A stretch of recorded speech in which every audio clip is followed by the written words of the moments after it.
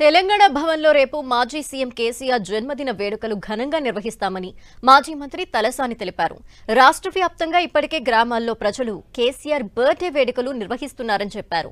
రేపు రాష్ట్ర వ్యాప్తంగా సేవా కార్యక్రమాలు కూడా చేయనున్నట్టు తెలిపారు. డివిజన్లలో కార్యక్రమాల తర్వాత నేతలు తెలంగాణ భవన్ కి రావాలని తలసాని సూచించారు. తెలంగాణ భవన్లో కేసీఆర్ బర్త్డే వేడుకల అరేంజ్మెంట్స్ ని తలసాని పరిశీలించారు. నాయకుని పుట్టినరోజు జరుపుకోవడం అనేది ఒక పండుగ వాతావరణంలో మా అందరి అదృష్టం. కార్యకర్తలకు, నాయకులకు, ముఖ్యులకు, వారిని అభిమానించే వారికి అందరూ కూడా మరి ఎంతో ఆనందదాయకమైనటువంటి సందర్భం. గ్రామీణ ప్రాంతంలో రైతాంగం ఇప్పటికే 3-4 రోజుల నుంచి బ్రహ్మాండంగా వారి పుట్టినరోజు వేడుకల్ని నిర్వహిస్తూ ఉన్నారు.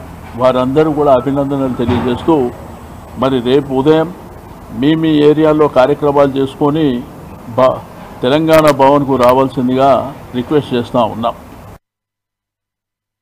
మా నాయకుని పుట్టినరోజు జరుపుకోవడం అనేది ఒక పండుగ వాతావరణంలో మా అందరి అదృష్టం.